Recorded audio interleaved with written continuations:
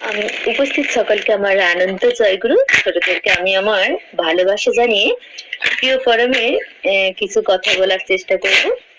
বলছে না যে জগতে মানুষ যা কিছু আজকে হয়ে আছে তার দয়াতে, তার যদি দয়া আমাদের প্রতি প্রত্যেকের উপর না থাকতো তাহলে এত সুন্দরভাবে বা তাকে পাওয়াটাই কখনোই সম্ভবপর ছিল না। এই যে বলছে না, এই যে অভাবে পরিশ্রান্ত মনই ধর্ম বা ব্রহ্ম জিজ্ঞাসা করে, নতুবা করে না। আবার বলছে না যে বালির চড়া উত্তপ্ত হতে হতে ফিরে আসাটা বালির চড়া যদি উত্তপ্ত হতে হতে যদি আমরা তার আগে যদি ফিরে আসতে পারি তাহলে ভালো, তাহলে আমি ফিরতে পারি, নাহলে কিন্তু ফিরে আসাটা কখনোই সম্ভবপর নয়। আমরা জানি না, যখন আমরা রাজস্থানে বেড়াতে যাই, আমরা জানি যে রাজস্থান বালুময় এলাকা। যখন এই যে সূর্যের তাপে যখন বালিটা কম উত্তপ্ত হয় তখন কিন্তু আমি চেষ্টা করলে ফিরে আসতে পারি। যখন বালিটা বেশি উত্তপ্ত হয় না তখন তার উপর দিয়ে যখন আমি হাঁটতে যাই তখন কিন্তু আমার পাতে ফোস্কা পড়ে। সেই ফোস্কা কিন্তু আমার জীবনটাকেও নিতে পারে। কারণ আমরা দেখি না, এখন মানুষের জীবনে কোনো দাম নেই বা কোনো গ্যারেন্টি নেই। কোথাও একটা ছোট্ট ফোড়াও কিন্তু মানুষের জীবনটা নিয়ে নিতে পারে। এই যে আমি উদাহরণ দিলাম, এই কথাটা বলতে চাইলাম, এখন আমাদের শীতকাল, প্রত্যেকে জানে যে স্নান করার জন্য না, বয়স্ক মানুষ হোক, ছোটরা হোক, আর আমাদের বাড়ির সদস্যদের হোক, গরম জলের ভীষণ প্রয়োজন হয় না? তো যখন এই যে যাদের গ্রামে বাড়ি, তার যারা গ্রামে বাস করে, যখন উনুনে রান্না হয় না, আমরা কিন্তু জল গরমটা একটা হাঁড়িতে করে তখন কিন্তু উনুনের উপর চড়াই। তো সেই জলটা যখন গরম হচ্ছে না, একদিন একজন মা, গৃহস্থ মা এরকম জল গরম করছে তার পরিবারের তার লোকজন স্নান করার জন্য। তো যখন একটা ব্যাঙ খেলতে খেলতে সে কিন্তু লাফিয়ে সেই হাঁড়ির ভিতরে পড়ে গেল। সে এবার ভাবছে, আরে এতদিন তো আমি মানে খানা খন্দ বিল পুকুর আমি সাঁতার কেটে বেরিয়েছি, কিন্তু এরকম সুন্দর একটা জায়গায় কখনো তো আমি সাঁতার কাটিনি। সে মনের আনন্দে সেই হাঁড়ির ভিতরে সাঁতার কাটতে আরম্ভ করছে। তো যখন সে অনুভব করছে যেন একটু জলটা যেন উষ্ণতা যেন তাকে স্পর্শ করছে, সে ভাবছে, আরে ঠিক আছে, জলটা তো এখনো সেভাবে গরম হয়নি, আমি আরেকটু উপভোগ করে নেই আনন্দটা। কারণ আমি যদি এখান থেকে বেরিয়ে যাই না, এই আনন্দটা আমি আর কিন্তু আমার নেওয়াটা সম্ভবপর নয়। সে এবারে কি করছে, সেই জলের ইচ্ছে সে কিন্তু বেরিয়ে আসতে পারতো, কিন্তু সে ইচ্ছে করে বেরোয়নি সেখান থেকে।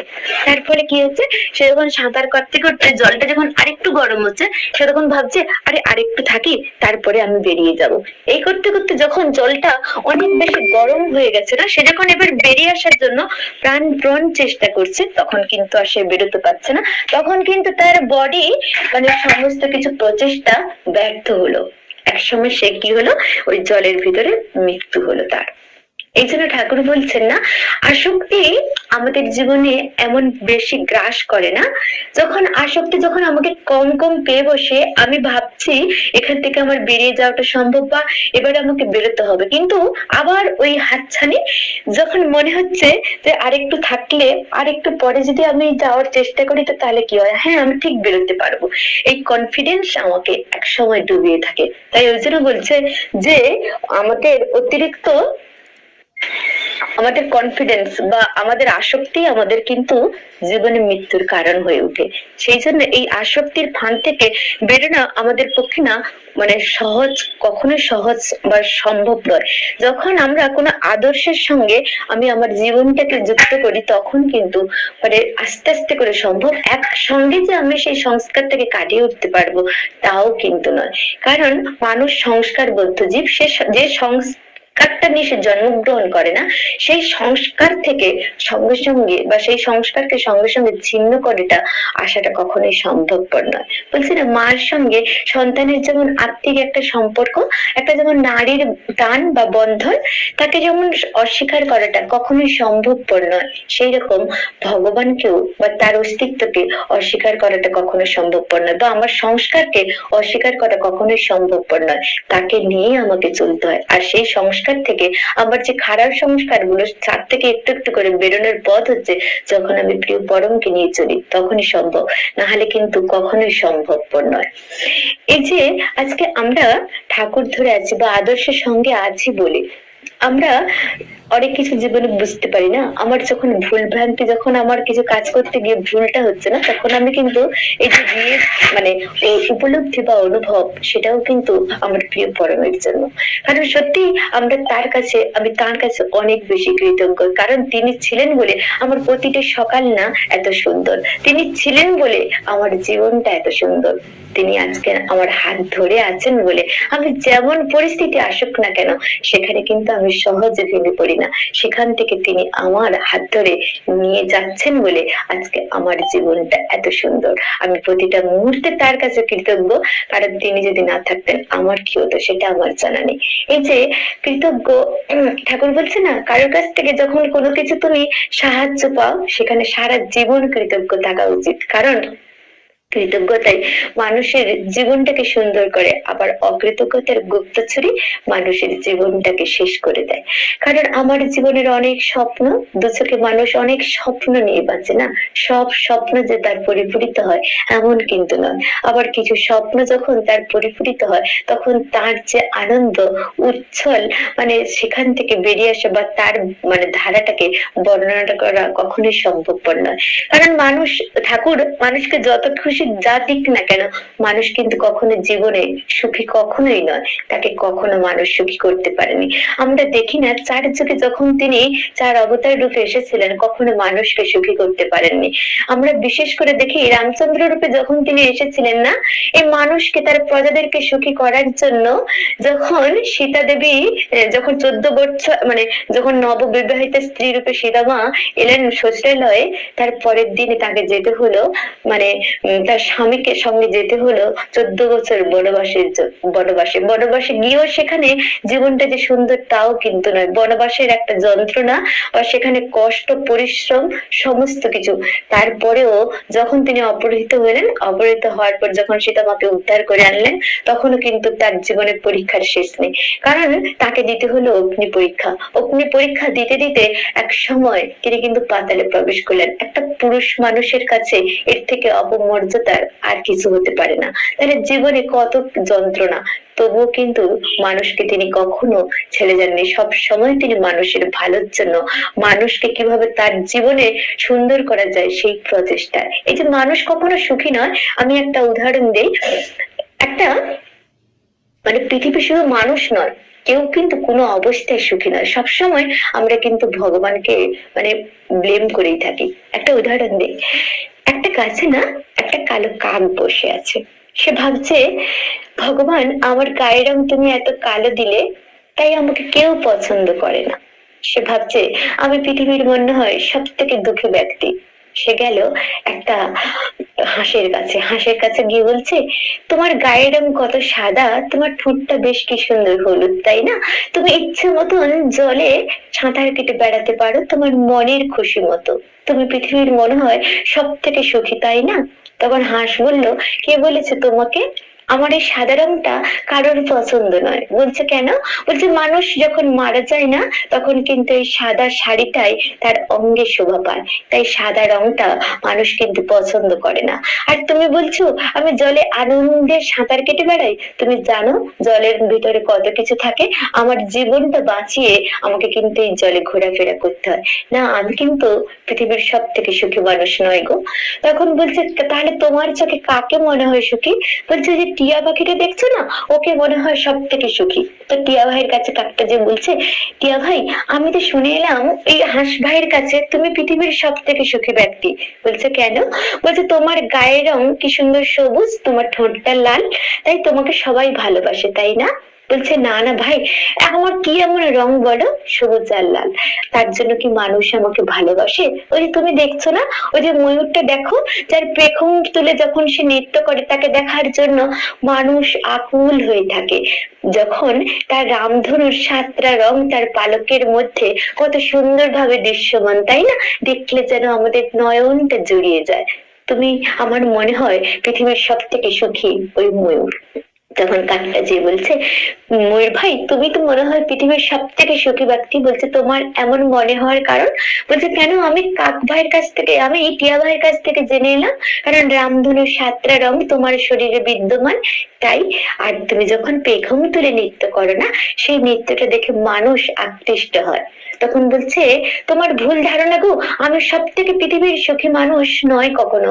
বলছে কেন? বলছে জানো, মানুষ তার লোভের জন্য যখন সে আমার ডানার একটা একটা পালক জোর করে করে ছিঁড়ে নেয় না, তখন আমার কত কষ্ট হয়। তারা এই পালকগুলো ছিঁড়ে নিয়ে বিক্রি করে তাদের অর্থ সমাগম ঘটায়, আর আমার শরীরে যন্ত্রণা তারা কিন্তু ছেড়ে যায়। আমার মনে হয় আমি যদি কাক হয়ে জন্মগ্রহণ করতাম না, আমার কুচকুচে কালো রঙের জন্য আমাকে কেউ কিন্তু ডিস্টার্ব করতো না। আমি কিন্তু মনের খুশিতে যেখানে সেখানে ঘুরে বেড়াতাম আর আনন্দে থাকতাম। তখন কাকটা ভাবছেন, আরে আমি ভাবতাম পৃথিবীর সব থেকে সুখী মানুষ এরা, কিন্তু দেখছি আমি তো তাহলে পৃথিবীর সব থেকে সুখী, কারণ আমি যেখানে সেখানে উড়ে বেড়াতে পারি, আমি যাহা কিছু খেতে পারি, আমাকে কেউ তো কিছু বলার নেই। তাই তখন সে বলছে আমি হচ্ছে পৃথিবীর সব থেকে সুখী ব্যক্তি। সে তখন মুক্ত বিহঙ্গত সে আকাশে ডানা মেলে উড়ে চলে গেল। এই যে আমরা প্রত্যেকে ভাবি যে মনে হয় আমি সুখী নয়, ওই বেশি সুখী, এটা কিন্তু আমাদের ভ্রান্ত ধারণা। এই যে ভগবান শ্রীকৃষ্ণ যখন না মানুষকে যখন সবকিছু দান করছিলেন না, একটা জিনিস পড়ে গেছেন, তিনি তখন সেই জিনিসটা পা দিয়ে চেপে ধরে রাখলেন। এই মানে দৃশ্যটা কিন্তু রাধা মায়ের কিন্তু মানে দৃষ্টিটা এড়িয়ে যায়নি। রাধারানী কিন্তু এই দৃষ্টিটা তিনি তিনি কিন্তু দেখে নিয়েছিলেন। তো দেখে নেওয়ার পরে যখন সবাই চলে গেলেন, তখন প্রভুকে জিজ্ঞাসা করছেন, প্রভু আপনি যখন পৃথিবীর মানুষকে সমস্ত কিছু দিচ্ছিলেন না, একটা জিনিস পড়ে গেল, তো সেই জিনিসটা আপনি আপনার পায়ের মধ্যে চেপে ধরে রাখলেন, সেই জিনিসটা কি? তখন বলছে না না প্রিয়, তুমি মনে হয় ভুল দেখেছো। বলছে না প্রভু, আমার দৃষ্টি কিন্তু মানে এড়িয়ে যায়নি, আমি দেখেছি আপনি তার উপরে পা দিয়ে দাঁড়িয়েছিলেন, মানে পাটা চেপেছিলেন। তখন বলছে বলুন আপনি কি মানে আমার কাছে গোপন করতে চাচ্ছেন? বলছে প্রিয়ে, আর কিছুই নয়, আমি যখন পৃথিবীর সমস্ত মানুষকে সবকিছু দান করছিলাম না, তখন শান্তিটা আমার হাত থেকে পড়ে যায়, সেটাকে আমি পা দিয়ে চেপে ধরেছিলাম। বলছে কেন প্রভু? বলছে আমি যদি পৃথিবীর মানুষকে সমস্ত কিছু দিয়েছি, শান্তি দেইনি। কারণ কেন জানো? যখন ওরা মানে পরিশ্রম যদি শান্তি সমস্ত সুখ ঐশ্বর্যের মধ্যে থাকে না, তখন কিন্তু ভগবানকে ভুলে যাবে, তখন কিন্তু আমার কথা একবারও ওদের মনে পড়বে না। তাই আমি ইচ্ছে করে এই শান্তিটা ওদেরকে প্রদান করিনি।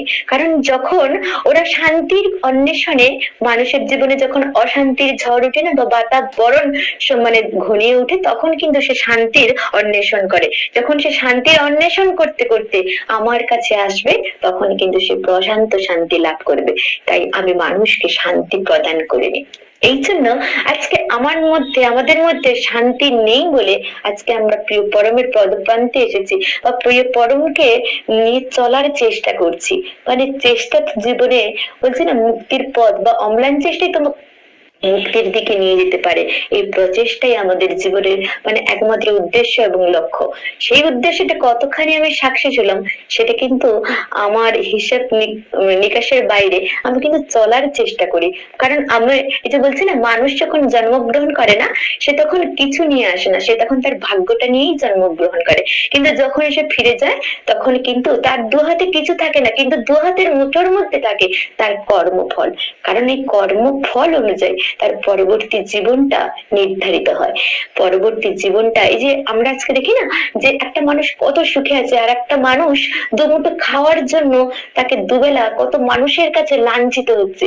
যে দৃশ্যটা দেখলে না সত্যি চোখ ফেটে জল আসে। তখন মনে হয় ঠাকুর ওর এতটি কর্ম খারাপ, যে যার জন্য দুটো ভাতের জন্য মানুষের কাছে এভাবে লাঞ্ছিত হতে হচ্ছে। যখন দাঁড়ে দাঁড়ে মানুষের কাছে যায় না, যখন মানুষ তখন তাকে যখন উল্টা মানে অনেক উল্টাপাল্টা কথা বলে না, বা যখন অপমান করে না, সত্যি তখন মনে হয় দুমুঠো এই যে মানে অপমর্যাদার বা অপঘাতের ঘাত প্রতিঘাতে যখন সে ছিন্ন ভিন্ন হয়ে দুমুঠো ভাত যখন সে খায় না, তখন মনে হয় গলার কাছে গিয়ে সেই ডলাটা যেন আটকে থাকে, তার জীবনটা যেন বন্ধ হয়ে যাওয়ার মতন। তবুও কিন্তু পেটের জ্বালার জন্য অপমান, শত অপমান, অমর্যাদা সমস্ত কিছু সহ্য করেও কিন্তু সেই ভাতের গ্রাসটা তাকে কিন্তু খেতে হয়। কারণ ঠাকুর বলছেন কর্ম অনুযায়ী মানুষের জীবন। এই যে কর্ম অনুযায়ী বলতে গিয়ে না, শান্তির মা যখন ঠাকুরের কাছে ছিলেন, তো শান্তির মাকে একদিন ঠাকুর জিজ্ঞাসা করছেন, হ্যাঁ রে শান্তির মা, মানে ঠাকুর জিজ্ঞাসা করছেন তোমরা মানে মৃত্যুর পরে যখন জন্মগ্রহণ করতে মানে করো, তখন মানে কে কি মানে চাও আমার কাছে?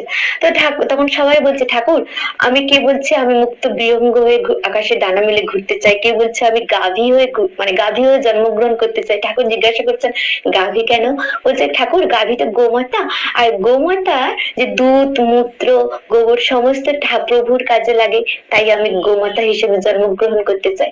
তো সবাই সবার মনের ভাবটা ব্যক্ত করছে, কিন্তু এই শান্তির মা চুপ করে ঠাকুরের কাছে বসে আছেন।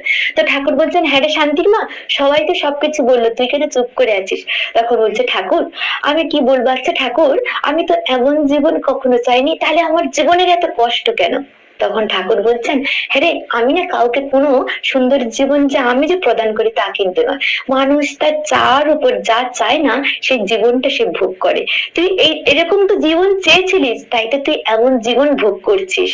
শান্তির মা একদম চুপ করে রইল। ঠাকুর বলছেন হ্যাঁ রে শান্তির মা, তুই কি মনে করছিস যে এই যুগে তুই আমার সঙ্গে শুধু আছিস? তা কিন্তু নয়, তুই কিন্তু আরো আমি যতবার এসেছি তুই কিন্তু আমার সঙ্গে ছিলি, তুই একটু মনে করে দেখতো। তখন শান্তির মা কিন্তু কিছুতেই মনে করতে পারছে না। ঠাকুর বলছেন তুই একটু ভালো করে ভাব, ভালো করে ভাব।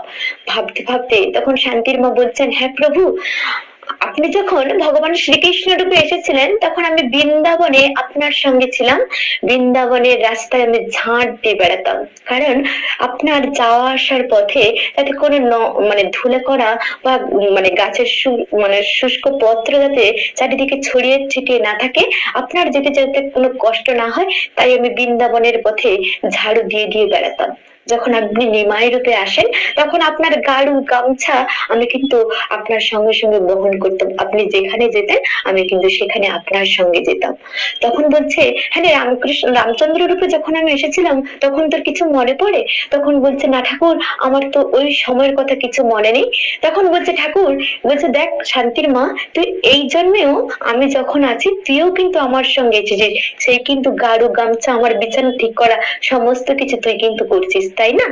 শান্তির মা একদম চুপ করে রইলেন, কারণ ঠাকুরের যারা বড় বড় ভক্ত না, তারা শুধু যে ঠাকুরের সঙ্গে এই যুগে লীলা করছেন তা কিন্তু নয়, ঠাকুর যতবার এসেছেন তার সঙ্গে তারাও এসেছেন, আর সেই সঙ্গে তারাও কিন্তু লীলা করছেন। এই যে শান্তির মার কথা বলতে কি না, শান্তির মা যখন যা কিছু স্বপ্ন দেখতেন সেই কারণটা তিনি ঠাকুরকে এসে জিজ্ঞাসা করতেন। শান্তির মার একবার খুব জ্বর, তিনি অসুস্থ, উঠার মতন শক্তি নেই, আর এই শান্তির মা দিন গুজারেন হয় লোকের বাড়িতে ভিক্ষা করে করে। কিন্তু ঠাকুর যখন তার কিছু দরকার হতো প্রথম কিন্তু সর্বপ্রথম শান্তির মায়ের কাছে গিয়ে কিছু মানে অর্ঘ্য তিনি চাইতেন। শান্তির মাকে সেই অর্ঘ্যটা ঠাকুর কিন্তু একটা টাইম বেঁধে দিতেন, যে সন্ধে মানে 4টের মধ্যে দেওয়ার, কখনো বলতেন যে প্রার্থনার আগে, কখনো বলতেন 7টার মধ্যে, এরকম কিন্তু টাইম বেঁধে দিতেন।